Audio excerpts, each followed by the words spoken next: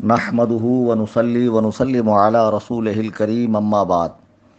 برادران اہل سنت، جیسا کہ میں نے عرض کیا تھا کہ ہمارے اس واٹس ایپ چینل سنی جمعیت الاحناف سے وہابیوں کے امام و پیشوا کا وہ خبیث عقیدہ جو قرآن کریم کی آیات اور احادیث رسول صلی اللہ علیہ وسلم اور صحابہ کرام اور سلف صالحین کے عقیدے کے خلاف عقیدہ ہے، وہ میں بھیجوں گا اور اس پر چند آیت قرآنیہ، احادیث مبارکہ اور دیگر باتیں عرض کروں گا۔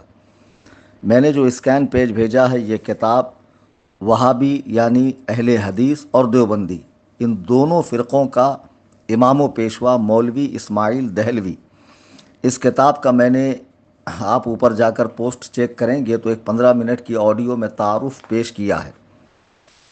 تو اس کتاب کا یہ پیج نمبر 23 ہے۔ اس پر یہ لکھتا ہے کہ یقین مانو ہر شخص، خواہ وہ بڑے سے بڑا انسان ہو۔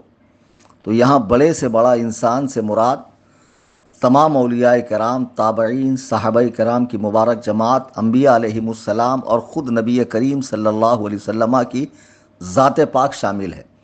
اس لیے کہ تمام مسلمانوں کا عقیدہ ہے کہ انبیاء سب کے سب بشر ہوتے ہیں۔ جو نبی کو بشر نہ مانے وہ ہمارے نزدیک کافر ہے۔ ہاں، جو اپنی طرح بشر کہے وہ ضرور خبیث انسان ہے۔ تو بہرحال یہاں جب اس نے لکھا کہ بڑے سے بڑا انسان، تو اس میں حضور علیہ الصلاۃ والسلام کی ذات بھی آ گئی۔ تو وہابیوں کا یہ امام لکھتا ہے کہ یقین مانو ہر شخص، خواہ وہ بڑے سے بڑا انسان ہو یا مقرب ترین فرشتہ یعنی اللہ کا قریبی، جیسے جناب جبریل امین علیہ السلام، تو اس کی حیثیت شان الوہیت کے مقابلے میں ایک چمار کی حیثیت سے بھی زیادہ ذلیل ہے۔ معاذ اللہ رب العالمین ثم معاذ اللہ۔ آپ جانتے ہیں چمار ہمارے یہاں چپل سینے والوں کو کہتے ہیں، اور ہندوستان میں اب یہ لفظ بولنا بھی قانوناً جرم ہے۔ یہ لفظ میں اپنی طرف سے نہیں کہہ رہا ہوں، یہ اہل حدیث اور دیوبندیوں کے امام و پیشوا کی کتاب میں لکھا ہوا ہے، جو مر گیا اور مر کر اپنے انجام کو پہنچا۔ آج تک یہ کتاب اسی حالت میں چھپ رہی ہے، اور آپ دیکھ رہے ہیں یہ میرے پاس جو ہے وہ نیو ایڈیشن ہے۔ تو چمار، پہلے تو یہ سمجھ لیجئے کہ عزتیں مسلمانوں کے لیے ہیں، اور جو اللہ رسول کا مخالف ہے، باغی ہے، انکاری ہے، کافر ہے، وہ تو ویسی ذلیل ہے۔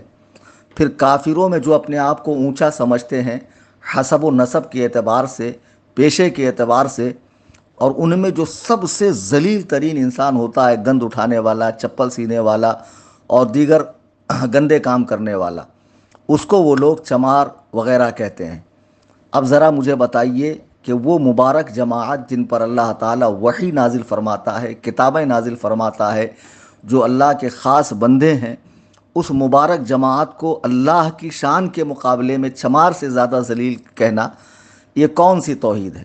اب کوئی وہابی عقل کا اندھا، شکل کا گندہ، دیو کا بندہ، مردود اگر یہ کہے یہاں خدا کی شان بیان ہو رہی ہے، تو ارے خبیثو، یہ خدا کی کیسی شان بیان کرنا ہے کہ جس میں انبیاء کی توہین ہو رہی ہے، جس میں انبیاء علیہم السلام کی توہین ہو رہی ہے؟ یہ تو پھر ایسے ہی ہوا کہ شیعہ محبت اہل بیت کی آڑ میں بغض صحابہ کر رہے ہیں، تو تم محبت خدا میں بغض نبی کا شکار ہو رہے ہو۔ کیا اس طرح خدا وند قدوس و جبروت کی معاذ اللہ شان بیان ہو سکتی ہے کہ اس کے محبوب جو وجہ تخلیق کائنات ہے، جن کے وجہ سے اللہ نے آسمان کا شامیانہ، زمین کا بچھونا بچھایا ہو، اور فرمایا کہ اے محبوب، اگر تجھے پیدا کرنا منظور نہ ہوتا تو میں یہ افلاک کو پیدا نہ کرتا، آسمان و زمین کو نہ پیدا فرماتا، جنت و دوزخ کو نہ پیدا فرماتا۔ اس نبی کو خدا کے سامنے چمار سے بھی زیادہ ذلیل کہنا، کیا یہ توحید ہے؟ آئیے ہم اس سلسلے میں قرآن کریم کی چند آیات کو دیکھتے ہیں۔ سورہ منافقون کی، جو قرآن کریم کی سورہ نمبر 63 ہے، اس کی آیت نمبر 8 میں اللہ ارشاد فرما رہا ہے، وَلِلَّهِ الْعِزَّةُ وَلِرَسُولِهِ وَلِلْمُؤْمِنِينَ، کہ عزت تو اللہ اور اس کے رسول اور مسلمانوں کے لیے ہے۔ تو قرآن کہہ رہا ہے کہ رسولوں کے لیے، مومنوں کے لیے عزت ہے، اور وہابی دیوبندیوں کا امام تقویت الایمان میں کہہ رہا ہے کہ اللہ کے سامنے سارے بڑے سے بڑے انسان، سارے انبیاء و مرسلین، حتیٰ کہ